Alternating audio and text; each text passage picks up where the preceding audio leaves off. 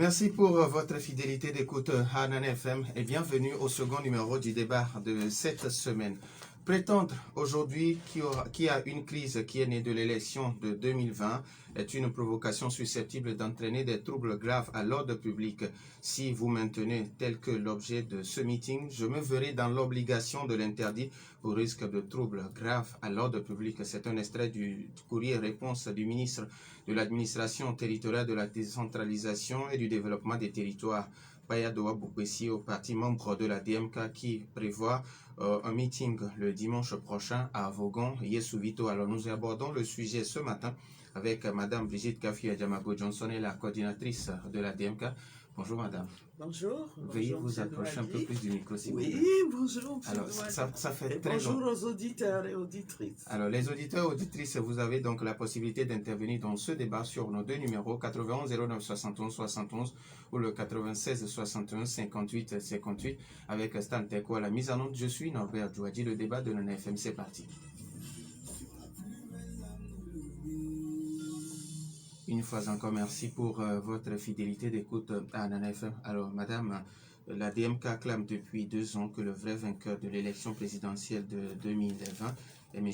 Agbeo Mekodjo. Tenant compte de la réponse du ministre, est-ce que la dynamique Monseigneur Potro s'engage à ne plus remettre en cause les résultats de l'élection présidentielle de 2020? Merci pour cette question. Je voudrais dire tout simplement que les Togolais sont en marche pour la démocratie depuis plusieurs décennies. Et ils ont constaté que les forces conservatrices résistent à cette entrée en démocratie réelle.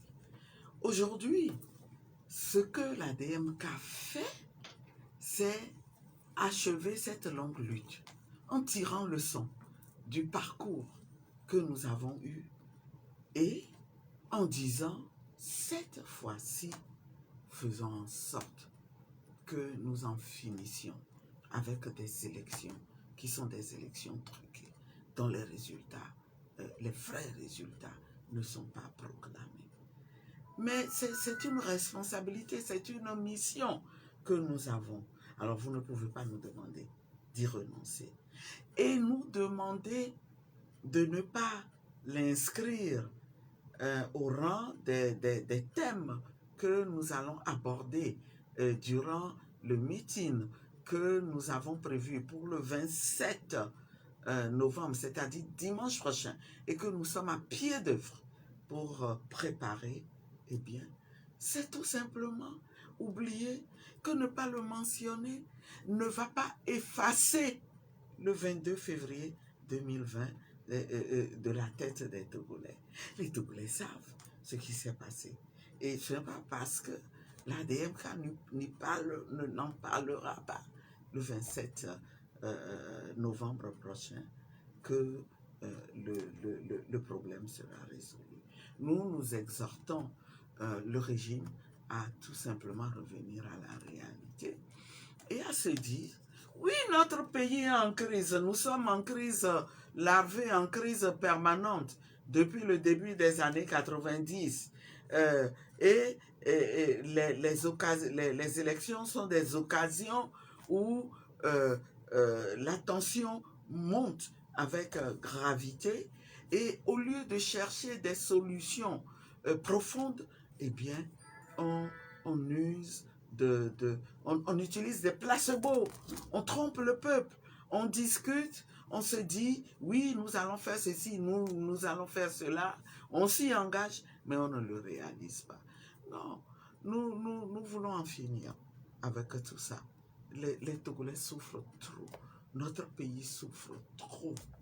Et au moment où ce monde-là devient de plus en plus dur, où chacun se bat pour se positionner dans le concert des nations, où les Africains doivent se battre pour se faire aussi une place et mieux faire respecter l'Afrique, je pense que les enjeux doivent être portés à un autre niveau, plus à celui-là, la recherche du pouvoir pour soi, pour son clan, eh bien, je crois qu'il faut y renoncer. Surtout qu'on ambitionne de jouer un rôle important à l'extérieur. Sinon, on n'a pas de crédibilité. Alors, ipso facto, vous tiendrez dimanche votre meeting. Quelles seront alors les thématiques qui seront abordées? Mais, et nous avons un pays qui est malade. Aujourd'hui, tous les Togolais savent qu'il n'est pas normal que des fils de ce pays, parce qu'ils s'engagent en politique, qui se retrouvent en exil. Je ne peux pas les citer. Les tout derniers, eh bien, c'est Gabriel Agbeyo-Mekodjo, c'est Monseigneur Podjoro. Hein? Et avant eux, il y a eu Tipi Achadam, il y a eu François Bokor, il y a eu Olivier Ama, on en connaît. Est-ce que c'est normal que nous ayons cette situation-là? Ensuite, nous savons que nous avons plus d'une centaine de Togolais qui sont emprisonnés parce qu'on les soupçonne d'être contre le régime ou de vouloir le changement dans ce pays. Nous savons que les Togolais, plus que d'autres peuples, ressentent la vie chère. On a adopté des mesures parce que nous avons parlé. On a fini par adopter des mesures, mais encore une fois, c'est des mesures qui n'ont pas d'impact réel sur la vie des Togolais. Et quand vous allez à l'intérieur, dans les pays de l'intérieur, les villes de l'intérieur, comme à Vaughan, vous voyez comment les gens souffrent, alors que le paradoxe, c'est cette terre-là qui abrite une des richesses auxquelles nous tous, nous avons droit. Et puis, nous pensons que dans ce contexte où les Africains se réveillent et se battent pour une Afrique souveraine, prospère, eh bien, il y a des peuples qui font des efforts au Mali, au Burkina Faso, et toute l'Afrique a les yeux fixés sur eux. C'est le moment pour nous, Togolais aussi, de dire, nous vous soutenons, nous vous encourageons. Voilà les objectifs. En plus de la nécessité pour nous de nous asseoir et de discuter, pour parler de ce qui nous divise. Il y a une crise au Togo, bel et bien. Il ne faut pas le nier. Il ne faut pas se réfugier dans un déni pendant qu'on prétend aider d'autres peuples qui se battent. Vous n'acceptez pas que les vôtres se battent à l'intérieur pour améliorer les choses et vous voulez au secours de ceux qui se battent à l'étranger. Quand même. Alors, madame, vous êtes déjà allée sur le marché, dans le marché de Vaughan, vous êtes allée à la rencontre des populations. Qu'est-ce que ces populations vous rapportent sur leurs conditions de vie? Eh bien, elles me disent on a faim. Nous avons faim. À Doléoumi, il n'y a que ça que nous avons entendu au marché. Elles disent, elles ont faim parce que elles ne sont pas, parce que le pays n'est pas bien gouverné. Elles disent, malgré les ressources dont regorge leur terre, eh bien, elles n'en profitent pas. Elles disent qu'elles n'ont pas de terre. Elles peuvent plus cultiver. On sait la pression démographique qu'il y a normalement sur cette partie du Togo. Mais il faut reconnaître que l'exploitation des phosphates, qui est une bonne chose pour tout le monde, a un impact environnemental, a un impact sur la vie des populations, un impact pour lequel il faut trouver des solutions. Aujourd'hui, on a des terres, une fois que le phosphate est extrait, eh bien, on laisse les terres comme ça. On ne peut plus rien en faire. Est-ce que c'est normal? Aujourd'hui, on ne peut pas faire en sorte que, avec ce phosphate-là, on puisse fabriquer de l'engrais et qu'on essaye de revaloriser ces terres-là et de les retourner aux populations pour que cette jeunesse-là, qui n'a d'autre espoir que de courir vers Lomé, la capitale, pour faire du zémidjan, qui pour être portefeuille, pour que cette jeunesse-là trouve un emploi, un travail digne et décent. Les populations nous disent, regardez, il n'y a pas de chemin. Vous êtes venus, oui, on a fini par faire cette route-là. On a fini par le faire. À quel prix? Il a fallu qu'on parle. Mais à part ça, nous ne pouvons pas circuler. Nous ne pouvons pas nous rendre dans tous les villages. Et surtout pas quand il pleut. Les routes deviennent impraticables. Et quand vous voyez les voitures sur les routes, vous penseriez qu'elles sont sur l'eau. Alors, quelles sont vos attentes à la fin de ce meeting du dimanche le 27? Alors, quelles sont vos attentes? Merci de poser cette question. Nos attentes, c'est que ceux qui sont à la tête du pays nous écoutent. Nous écoutent et nous appellent pour qu'on discute, pour qu'ensemble, nous trouvions des solutions à ce problème. Quand vous êtes dans une maison et que tous les membres de la maison ne sont pas à l'aise, on ne les tape pas. On ne les enferme pas dans une chambre en pensant résoudre le problème. On ne les renvoie pas de la maison en pensant résoudre le problème. Mais on finit par s'asseoir. On écoute chacun, vous discutez et vous trouvez la solution pour le bien de tous. Alors nous ne comprenons pas pourquoi ce régime a du mal à comprendre et à opter pour ce qui est très simple, tout compte fait, pour ce qui est simple. Et donc, nous voulons sortir en masse, parler de ces problèmes, faire des suggestions et à la clé, nous voulons être entendus. Nous ne voulons plus de ce Togo. Le Togo dont nous voulons, dont nous rêvons, c'est un Togo où il fait bon vivre pour tout le monde. Alors, madame, aujourd'hui, sur la page Facebook de Nana FM, il y a un auditeur qui demande, est-ce que prochainement, pour les échéances électorales prochaines, est-ce que vous allez vous mettre à suivre les autres ou vous allez jouer à ce jeu de chaise vide? Suivre. Je remercie mon compatriote pour avoir posé cette question, mais je suis sûr qu'il l'a posée alors qu'il ne m'avait pas écouté. Sinon, il aurait compris que les problèmes du Togo sont tellement complexes que la préoccupation ne devrait pas être est-ce que vous allez suivre les autres et aller aux élections ou pas.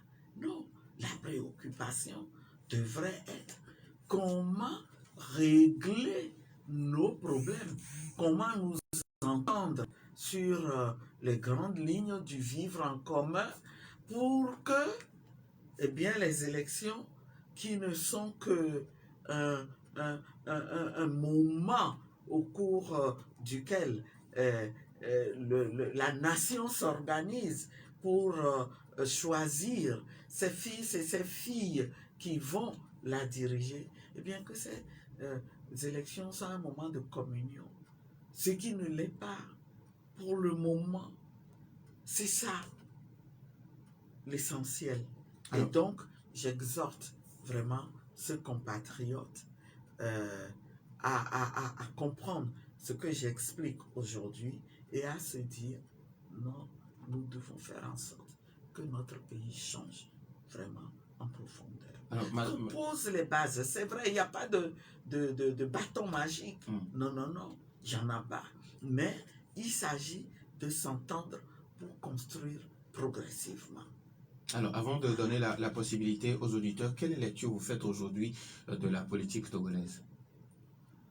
Mais la politique togolaise est quelque chose d'extrêmement compliqué et d'atypique. Atypique parce que vous avez des dirigeants qui disent nous sommes en démocratie, qui le clament haut. mais dont la pratique ou les pratiques montrent le contraire, qui ne veulent pas voir des fils de ce pays qui se disent, nous, on n'est pas d'accord avec ce que vous faites. Nous vous apportons la contradiction pour que tout aille bien. Non, ils sont dans la logique qu'il faut, il faut les détruire, il faut les faire disparaître. Et aujourd'hui, voyez vous-même, je suis sûr que vous avez du mal. J'ai observé que la plupart des médias, vous vous rabattez aujourd'hui sur les problèmes sociaux, culturels, et vous n'osez plus aborder les problèmes politiques comme vous le faisiez avant. Pourquoi? C'est aussi parce que ceux qui sont des acteurs politiques de l'opposition aujourd'hui sont devenus muets. Parce que le problème est tellement complexe. Plus personne n'ose parler. Mais comment on peut faire avancer un pays comme ça?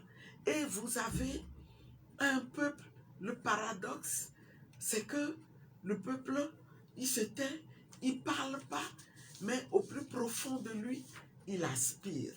Il aspire à une autre réalité. Il aspire à vivre libre. Il aspire à changer d'équipe gouvernante, pas parce que ce n'est pas une question d'aimer ou de ne pas aimer, mais c'est une question de dire, nous sommes tous des fils et des filles de ce pays. Vous avez fait ce que vous avez pu. Votre gouvernance aujourd'hui n'est que source de souffrance immense pour nous. Nous avons faim, nous, moralement, psychologiquement, nous souffrons, nous avons peur. Oh, laissez la place à d'autres fils aussi pour qu'on voit si nous tous, nous n'allons pas mieux nous porter. Donc, vous voyez le décor. C'est un pays atypique où on ne sait même plus quoi faire en tant que femme politique ou homme politique si on ne veut pas suivre la masse et se dire c'est plus tranquille pour moi, j'aurai des fins de mois garanties, je ne risque rien, je me tais, je les suis et je m'en sors, je tire mes épingles du jeu. Mais on ne peut pas tous faire ça. Les auditeurs, vous avez maintenant la possibilité sur nos deux numéros 91 09 71 71 ou le 96 61 58 58 ou réagir directement sur la page Facebook de Nana FM et après la pause. Fimo 228, la boutique est ouverte. Le prestigieux magasin de vente des plus grands créateurs de mode africaine. Vous y trouverez les réalisations de Despo Design, Jacques Logo, Ejiro Mustafiri, Victoria Grace, Adama Paris, Katsio Eleganza, les hommes de Fauvette et bien d'autres. Fimo 228, la boutique. La haute couture a enfin son espace. Boulevard de la Victoire à Tourcoing Protestant, à côté de Computer Plus. Infoline 00228 90 43 75 75. Vous avez du talent, nous avons le Fimo 228. La boutique.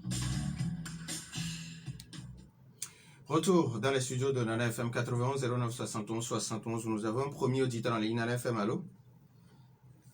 Allô? Allô? Oui, allô? Oui, bonjour. Bonjour. Pélé, Oui, comment allez-vous? très bien. Oui, allez-y, on vous écoute. Bon, je salue ma famille. Bonjour, bonjour Pelé. Ouais, du courage. Merci. Il ne faut pas compter sur vos salaires pour laisser le peuple dans la souffrance. La première question que je vous ai posée, est-ce que c'est M. Paradoa Poupessi qui interdit le meeting ou bien c'est le ministre Paradoa Poupessi?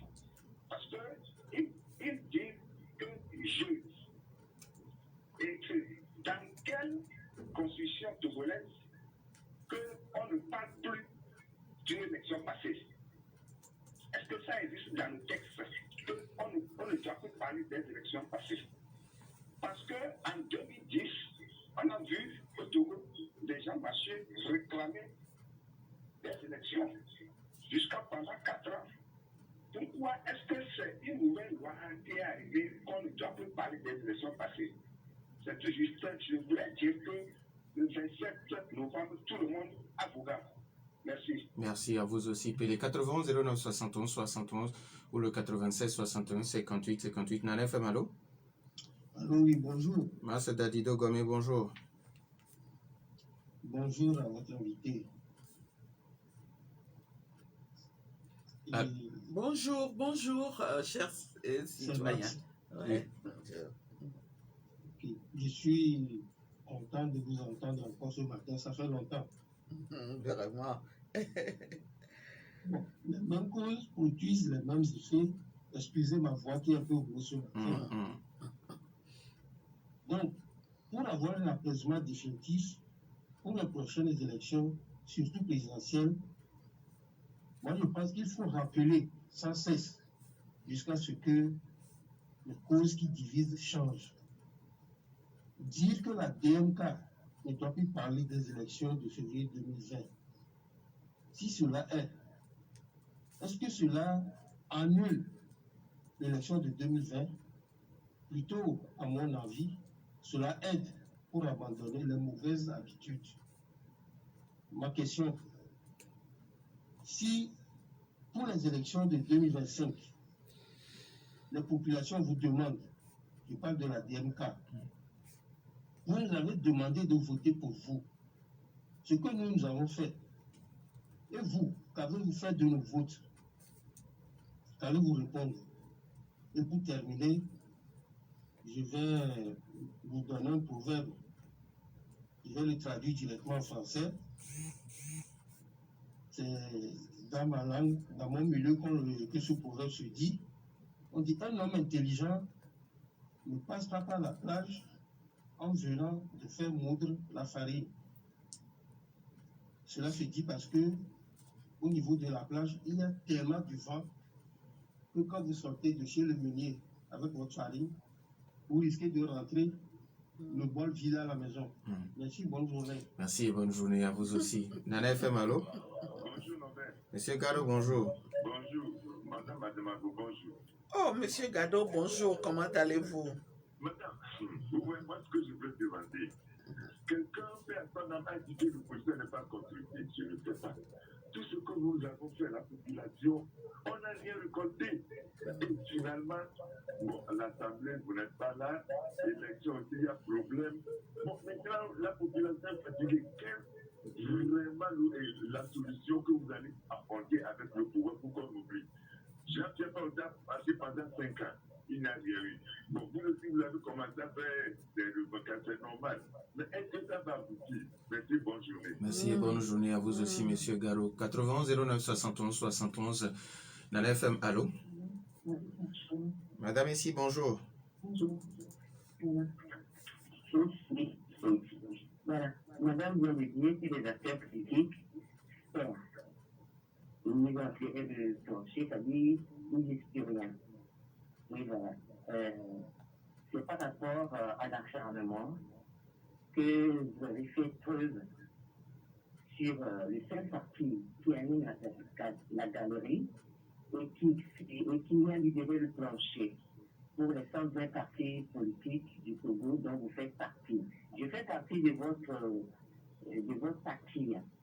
Je suis de la CDPA. Mais je peux apprécier certains trucs en 2020.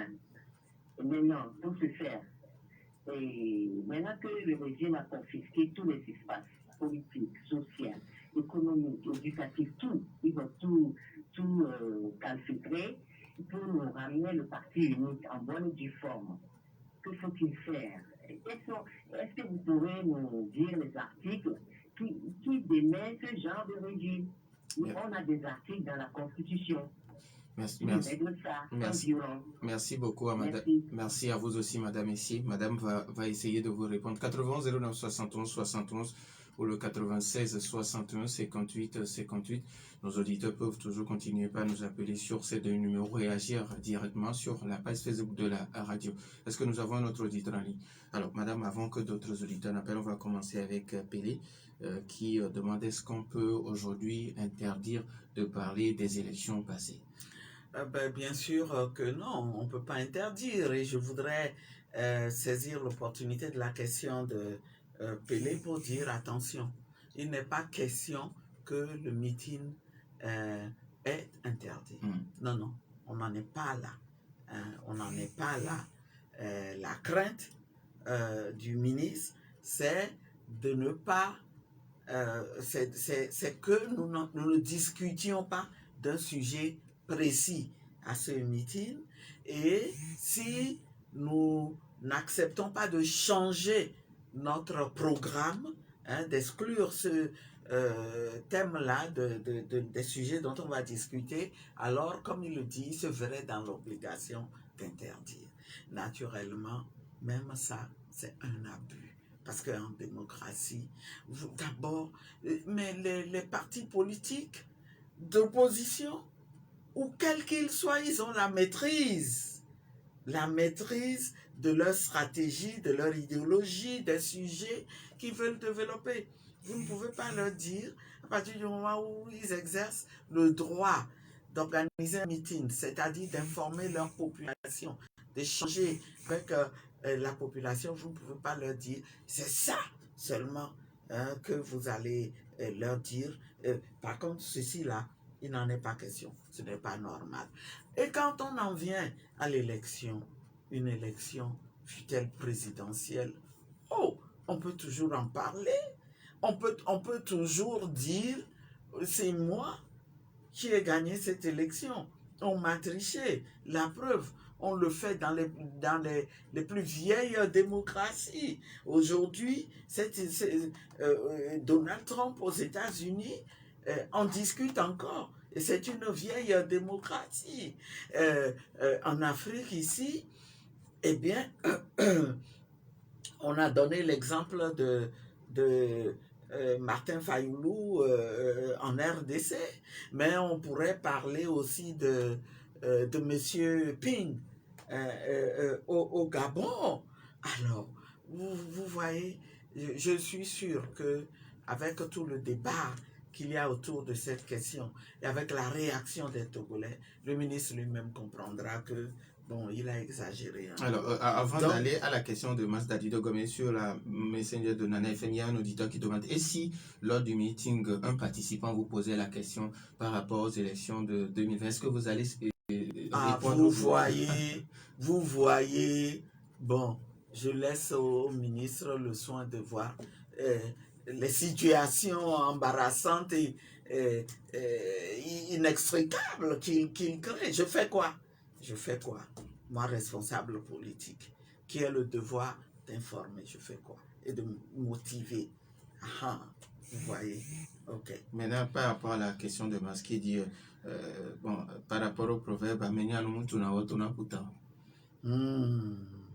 je pense que il nous donne un conseil. Il nous demande de réfléchir. Il nous demande d'être plus profond dans nos stratégies. Et j'ai compris. C'est sans commentaire. C'est sans commentaire. Nous maintenons le cap, mais nous ne restons pas rigides pour y arriver. On a compris. Alors, par rapport à sa question aussi pour 2025, vous demandez aux populations d'aller voter pour vous et elles vous demandent, nous l'avons fait en 2020, qu'est-ce que vous avez fait de nos votes? Merci beaucoup. Merci beaucoup à ce concitoyen. C'est toujours Mars qui pose la question. Eh bien, justement, c'est pour ça que nous nous battons. C'est pour ça que nous nous battons pour qu'une fois on tire quelque chose de substantiel et qui change le cours de l'histoire au Togo, qu'on tire quelque chose de l'acte que les Togolais ont posé le 22 février 2020. Il n'est plus question que ça se passe comme avant, où on commence à revendiquer, on abandonne en cours de route, on reprend à zéro. Vous voyez? Mm. C'est pour ça que nous nous disons, si on s'assoit, on est tous des fils de ce pays, on arrivera à trouver la solution qui sera profitable au Togo. C'est ça ce qui est important. Que pour une fois, on arrive à se dire, bon, cette fois-ci-là, nous allons avoir de la considération. Nous allons montrer à nos citoyens que nous tenons compte de leur voix d'une certaine manière. Et nous nous battons. Donc, pour répondre à mon concitoyen Max, nous continuerons à nous battre. Et si Dieu le veut, avant 2025 là, eh bien, tout le monde sera à l'aise pour dire, voilà, vous vous êtes exprimé d'une certaine manière il y a 5 ans ou 4 ans, 5 ans plutôt, on vous a entendu et on en a fait quelque chose. Et nous y croyons. Nous y croyons. C'est à ça que nous sommes destinés. Et nous devons le faire avec le peuple. Alors, avant d'arriver aux questions de M. Gado et Madame ici, nous avons un autre auditeur en ligne. Nana FM, allô? Allô? Oui, bonjour. Bonjour. Paul. Monsieur Paul, vous nous appelez de? Je suis Diaglé. Monsieur Diaglé, de Diaglé. Oui, allez-y, Monsieur Paul, on vous écoute. Je dis vraiment bonjour à madame. Bonjour, chers concitoyens. Comment vous allez? Bon, je veux savoir, Oui. est-ce qu'en Afrique, actuellement au Togo, tout se décide par les oppresseurs? Est-ce que vous essayez aussi d'aller négocier sur les oppresseurs, c'est-à-dire nos administrations, ou bien je ne sais pas là? Vous comprenez, non? Est-ce que vous négociez aussi avec eux? Parce que sans eux, avant que ça ne marche, il faudrait qu'on soit des hommes internes, comme les Burkinabés, les Maliens, les Guinéens. Allez négocier aussi avec, parce que c'est trop quoi. Une seule chemise que nous portons depuis longtemps, même s'il pleut, même s'il fait chaud. C'est pas ça. Nous disons merci à M. Paul de Diaglé. 91 09 71 71 ou le 96 61 58 58. On peut prendre encore un auditeur si il y en a. Alors, Madame, Monsieur Gado qui demande quelle est la solution. Ça rejoint pratiquement les questions de Madame ici. La solution... Ok, avant d'y aller, nous avons un dernier auditeur en ligne. Nana FM, allô? Bonjour. Oui, bonjour. Oui, c'est Ali. Monsieur Ali. Félicitations à madame. Merci. Ce qui est principal, c'est que ceux qui s'agitent, qui font feu de bois pour empêcher les manifestations, d'abord, il faut remarquer qu'ils sont remerciés par leur militantisme. Par exemple, le cas du ministre, c'est un cacique qui veut faire toujours plaisir au président. Et le jeune qui est avocat, lui aussi, c'est un arriviste. Il ne pensait jamais être dans ce poste de quoi que ce soit là-bas. Donc, madame, tenez ferme. L'exemple est bien choisi. Boga est l'exemple palpable de ce que vit le Togo. Je vous dis, tout le monde serait présent.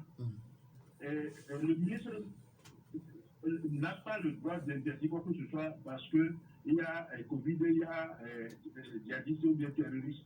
Et les prétextes là sont déjà connus. Donc c'est pourquoi il ne veut pas qu'on parle de l'élection. Or, celui qui a participé à une élection a le droit d'en parler chaque temps. Merci. Et la cour de la justice de CEDEAO a déjà décidé de restaurer M. Akoyome. Merci beaucoup à Monsieur Ali. 91 09 71 71 ou le 96 61 58 58. Nana FM, allô? Ok, madame, on y va avec les questions de Monsieur Gado et madame ici. Oui, non, mais je voudrais remercier Monsieur Gado. Je pense que le moment viendra où on verra, c'est vrai que nous tous, nous sommes battus, et chacun dans une position donnée. Je crois que le jour où l'histoire retiendra qu'il y en a qui se sont battus d'une certaine manière en exerçant sur les médias leur droit de s'exprimer sur la gestion des affaires de la cité. Et je pense même que M. Gado est de ceux-là, M. Pelé est de ceux-là, Mme Essi est de ceux-là. Je leur dis à tous bravo. Bravo, M. Gado. Et je connais votre conviction. Et je pense que vous me posez cette question-là pour me donner l'opportunité de renforcer ceux des Togolais qui sont tentés de se décourager. Monsieur Gado, la population n'a rien récolté jusqu'à présent. Justement, c'est pour ça qu'il faut que nous continuions à nous battre pour que la population soit installée dans ses droits. Il ne s'agit pas de récolter quelque chose. Ce dont nous parlons, ce que nous revendiquons, ça appartient à la population. Ce sont les droits de la population d'être gouvernée par des Togolais choisis par elles qui travailleront uniquement pour défendre leurs intérêts et qui seront remerciés au bout d'un certain temps quand ils auront bien fait leur travail parce que c'est la loi qui le dit, ou qui seront renvoyés si les Togolais estiment qu'avant ce délai-là que la loi leur accorde, bon, ils reviennent encore solliciter leur suffrage alors qu'ils n'ont pas bien travaillé. On les laisse. Mais c'est tellement simple, ça se passe ailleurs. C'est à cela que nous voulons arriver. Ne disons pas le peuple n'a rien récolté en nous mettant dans la logique de ceux qui sont dans l'immédiateté, dans le profit immédiat, et récolter quelque chose pour que ça me profite, et dans la durabilité, n'avoir rien qui soit vraiment profitable à tous. Donc, M. Gado, aidez-nous. Aide-nous à dire aux populations, oui, ça va aboutir. Ça va aboutir si nous restons fermes et nous continuons à nous battre. Moi, je pense qu'on n'en a pas plus, on n'en a plus pour longtemps. Parce qu'aujourd'hui, mais il y a une prise de conscience collective. Il y a quelque chose qui me réjouit personnellement. C'est que jusqu'à présent, nous avons lutté à l'échelle de nos petites nations. Mais il apparaît aujourd'hui de plus en plus clair que les Africains doivent se donner la main pour pouvoir émerger, sortir la tête de l'eau ensemble. Et nous sommes sur le chemin. Nous sommes sur le chemin. Mais je voudrais remercier ma sœur Essi, qui est une militante de la CDPA que j'ignore, mais je l'exhorte à être plus active. J'espère que vous avez ses coordonnées. Je prendrai personnellement attache avec Madame Essi. Mais ce que je voulais lui dire, c'est que il faut qu'elle change de vision. Qu'elle ne pose pas le problème en termes d'un parti dominant qu'on a détruit. Qui a détruit? Je ne comprends pas. Je ne suis pas dans cette logique-là. Mais si elle est de la CDPA, elle doit savoir qu'à la CDPA, nous disons c'est ensemble que nous vaincrons. Un seul parti, aussi dominant qu'il soit, ne peut pas faire face à ce qui est une dictature. Appelons les choses par leur nom. Donc, moi je lui dis, il n'y a pas lieu de désespérer. Mais il faut continuer le cheminement et faire comprendre que tout le monde a sa place. Nous avons tous notre place dans ce grand mouvement-là qui va permettre d'obtenir le changement profond que nous souhaitons. Alors, M. Paul de Diablé qui demande, est-ce qu'il vous arrive souvent d'aller négocier? Mais mes chers concitoyens, M. Paul, négocier en démocratie, mais c'est une très bonne chose, c'est une pratique qui est utilisée dans la politique. Et justement, c'est pour ça que nous appelons à des discussions. Mais il ne faut pas dire, parce qu'en démocratie, on négocie et on refuse de discuter dans des conditions de transparence, mais on se met dans une posture où on veut bien négocier sous table avec des acteurs qui, de préférence, portent des intérêts particuliers, des intérêts privés. Ce que nous disons, nous sommes prêts à négocier, nous sommes prêts à discuter avec ce régime, dans l'intérêt supérieur du Togo, tout en ayant tous comment dirais-je, en tête, eh bien, l'intérêt supérieur. Comment faire en sorte qu'aujourd'hui, tous les Togolais se sentent bien, que nos problèmes soient résolus. Nous, chaque jour que Dieu fait, nous en appelons à ça. Nous le faisons d'autant plus que nous craignons. Nous craignons que si nous, acteurs politiques, nous ne prenons pas nos responsabilités en faisant ça, eh bien, nous risquons d'être débordés par les populations qui observent, qui donnent l'impression d'être résignés. Mais un mouton, quand il finit par avoir, même un mouton, notre peuple n'est pas un peuple mouton. Mais je dis même un mouton, quand il finit par avoir le dos au mur, il peut faire très mal. Il peut rebondir et faire très mal. Nous ne voulons pas qu'on en arrive à ça. Il vaut mieux que ce soit un changement contrôlé, consensuel, décidé par tous, qui se fera dans la paix, avec des discussions. Pas comme celle qu'on a initiée depuis 2021 et qui a abouti au CLPC ou CPC là. Mais le régime sait très bien que ce n'est pas de ça qu'il s'agit. Le CPC, c'est un cadre de concertation qu'on peut avoir dans un pays où tout va bien, où il n'y a pas de problème majeur. Mais est-ce qu'on veut nier aujourd'hui, vraiment, on est nécessaire qu'on ne veut pas entendre que notre pays est en crise? Et on va continuer à violer les droits des Togolais, même une décision de la Cour de justice de la CEDEAO. Non seulement on ne l'applique pas, mais on se permet de la violer. Parce qu'il faut le dire, cette position-là du ministre qui veut interdire qu'on parle des élections du 22 février 2020, mais c'est une décision qui viole la décision de la Cour de justice de la CEDEAO. Alors, madame, il reste la question de M. Ali, qui pense que, bon, interdire un meeting relève du militantisme. Ou bien vouloir interdire un meeting relève du militantisme. Je ne sais pas si la motivation, c'est le zèle pour en tirer profit. Je n'en sais rien. Mais d'aventure, si c'était ça, non. On doit supplier notre ministre pour qu'il comprenne que la survie collective exige qu'on accorde la priorité aux intérêts de tous. Pas qu'on reste dans la logique de rechercher ses propres intérêts. Et surtout lorsqu'on sait que c'est quelqu'un qui est dans l'arène politique depuis plusieurs années. Et je voudrais le rappeler, encore une fois, j'ai fait le gouvernement de transition avec M. Payadoya Boupessi. Et nous avions des discussions. Nous connaissions sa position. Nous étions tous investis de ce mandat de faire en sorte que les décisions prises par les représentants du peuple à la conférence nationale souveraine s'appliquent pour qu'on installe le Togo sur les rails de la démocratie. Et nous étions dans cette logique.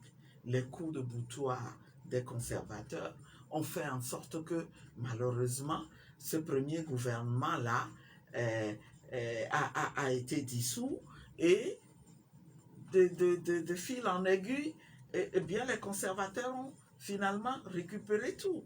Mais c'est au nom de ces moments d'espérance et d'espoir et d'action que nous avons passé ensemble au gouvernement de transition, au premier gouvernement de transition, que je lui demande une introspection et de se dire, au fond, ce que je fais là, est-ce que ça sert les aspirations des Togolais ou ça sert mes aspirations? Nous disons merci à Madame Kafi, Brigitte Kafi Adjamago Johnson, coordinatrice de la DMK. Merci à vous aussi pour votre fidélité d'écoute à Nana FM. Fin de ce débat. Merci à vous aussi, si vous le permettez, oui. tous à Vaughan le 27 novembre à 14h. Je vous y attends. Merci. Merci aux auditeurs également pour leur fidélité d'écoute à cette émission. Merci à Stanteco pour la mise en onde de bonne suite de nos programmes.